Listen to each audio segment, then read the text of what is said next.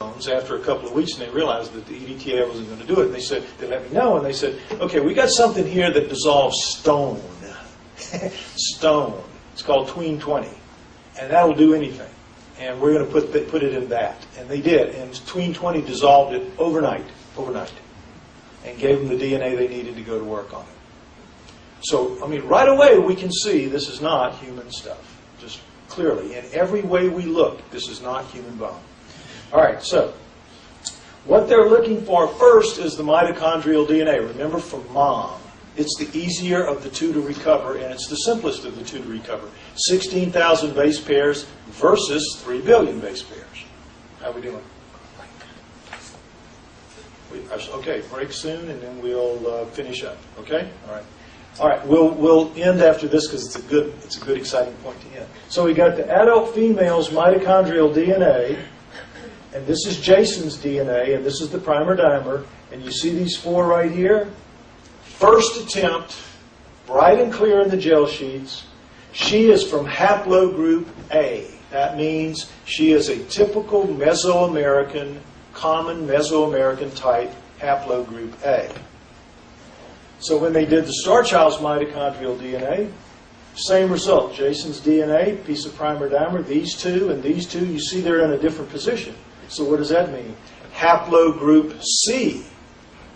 Haplogroup C, another typical Mesoamerican type. So what does it mean? The star child's mother is a human. The star child's mother is a human, typical haplogroup C, and there's no doubt about it. So, what does it also mean? This is not the star child's mother, and up until then we believed that it was. Because that scene that the girl found with the body in the grave and the hand over the arm, that meant that that female buried that dead body, laid down, left the hand out, laid down beside it, wrapped the hand around her arm, and killed herself. She committed suicide. She died with it. So we believed that it had to be a mother, one of these mothers that had had one of these babies, and that's the star being legends of the Mesoamericans say that aliens would come down, make a woman in a village pregnant, usually a woman without a child, and she would have the child to term, and the village would have to raise it up to the age of 5 or 6 or 7 or 8, and they would come get it. So we just assumed that it was one of the star being legends at work, and this proved us wrong in 2003. It was a big shock for us.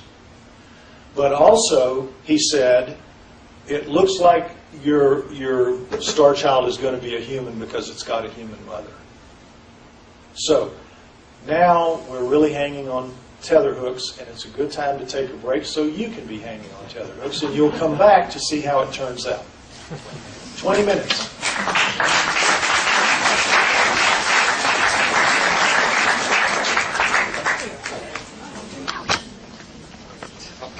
Okay, I'm going to briefly recap where we were. So Jason and Rippon got the DNA, and they attempted to do the mitochondrial DNA of the human. Mitochondrial DNA of the human, and they found that it's from haplogroup A, haplogroup C, not mother and child. And also, very easy recovery, first time, both, which said that their DNA was very fresh, not really heavily degraded, going to be an easy recovery, no matter what, of the nuclear DNA, which is the important part, the big part, the 3 billion base pairs. So, this is the human's, female's nuclear DNA. Again, that's Jason's, and this is hers. And you see, nice and bright and clear in the gel sheet, first attempt, nuclear DNA. So they called me and they said, yeah, she's perfectly normal, not a problem, and now we're going after the star child's, and you need to brace yourself because it's probably going to be human because we know now that it has a human mother. So I said, okay. I didn't care. I just wanted the torture over with. You know, you have to understand, I was not a UFO alien person. I was a human origins and hominoids, Bigfoot and all of that person with everything you know is wrong. And that was my passion. This became a job, and then it became a responsibility that I had to see through to the end, whatever that end was, but the end couldn't come soon enough. And it still can't. To this day, I'm sitting here talking to you. It can't come soon enough. I want this all over with so I can go back to that other life and be that person, because that's who I really am. I'm not the Star Child guy, although that's all anybody knows me as, hardly. So, this was it, and so I said, okay, I don't care, just do it. Just give me the answer. It's an answer I can believe in. And so they tried once, twice, 3, 6 times and got nothing but primer dimer. No recovery of the Star Child's nuclear DNA with a human mother. Now what does that tell you? What did that tell them? Dad is not human. Because if Dad was human, we would have gotten a recovery as easy and as clear as that. This person had a human mother and a human father. This person had a human mother, but not a human father. Okay? That's in 203. We know that Dad is not entirely human, because if he was, we would have had a recovery. But the problem was this. We didn't know and couldn't say how far away from human Dad was. So all science said was, it's just a whisker away. It's just a razor blade away. It's not couldn't be anything significant. It's just a variation. All you can say, all you can legitimately say about these 6 tests is that the Star Child's nuclear DNA could not be recovered. That's all you can say. It could not be recovered. There must have been some kind of exotic, bizarre degradation that allowed for an easy recovery of the mitochondrial DNA and an easy recovery of the mitochondrial and nuclear DNA of the skull found with it. But there must have been some kind of exotic, bizarre degradation for this to happen. And so we were just stuck, hamstrung again. So I said, well, to Jason and Rip, well, what can we do? What can we say? What can we do here? And they said, well, we know that there are attempts to create a system for recovering DNA that's going to bypass primers. Now, what are primers?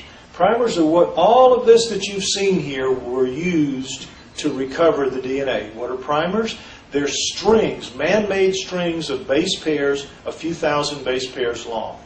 Imagine them like biological keys searching out biological locks. Human-only primers designed to recover human DNA. And there were only a couple of dozen of them. That's all you needed. All you needed. So those biological locks, chemical locks, keys would go in looking for the locks, find them, lock up, go out, and go through the gel sheet, and there you have it. You'd have your answer. So with the Star Child, it was clear that the primer system wasn't going to work. It didn't work here 6 times, so what were they able to say in their report?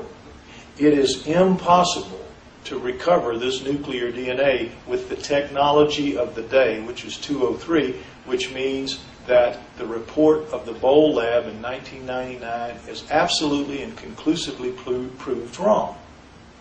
And so this is what I tried to tell Novella, and this is what he says, don't even bother me with the facts. Don't even bother me with the facts. That's not what I want to believe, and that's not what I want my friends to believe. Okay, so Jason and Rippon said if you'll wait 3 to 5 years, there will be a breakthrough because they're working on a machine that will recover DNA base pair by base pair. Just base pairs, one by one. And sure enough, they were right. 3 years later, 454 July 2006, 454 Life Science Technologies sequences genomes this way. Glory, hallelujah, we now have what we need. We can now for sure sequence the Star Child's genome, its entire genome, no matter how bizarre it is, base pair by base pair, we can recover it. We can find out what it is. The problem is, this technology is incredibly expensive. They started applying it immediately to the Neanderthal. They've been working on that for 4 years now, to the tune of $15 million or something like that. Or more, could be pushing toward 20. It was 15 last I heard. But other people use it to sequence the genomes of other things now. They are sequencing genomes like crazy. They build these machines as fast as they can make them, sell them for $500,000 each, and can't make them fast enough for labs that want them, because they can sequence anything, any creature out there can be sequenced. Bacteria, viruses, anything. And they do. And they have. Over the past 5 years, what has it been? 6 years? 4 years, sorry, 4 years. They have sequenced, science has sequenced thousands of species around the world. These labs, this equipment is done all over the world. And there's new equipment now, a variation of this called Illumina. It's just an exploding field, the recovering of genomes, because it tells you everything. I mean, absolutely everything. It's great technology. Great technology. But we couldn't afford it. We just couldn't afford it. And when I would try to talk people into paying for it, they would say, but can you guarantee that there will be a recovery? If I give you this couple $100,000 to get it done, as the price went steadily down, if I give you a couple $100,000, can you do it? And I would say, yeah, I'm sure we can. I'm sure, but that, there wasn't any proof, because the test, all they had to do was go on the Wikipedia or whatever and read, and it was enough to put doubt, and I couldn't convince anybody. And now it's even worse. But early this year, a geneticist contacted me, a top geneticist in the U.S. working for a big lab. The head of the lab said that a friend of his wife told her about me and the Star Child, and the wife read the books, the e-book and the book, and went through the website and convinced herself that I was legitimate, and then started working on her husband. And he thought, of course, that I was just a crank of some kind, until the wife pestered him enough to read the e-book, and then he read the book, and then he went through the website.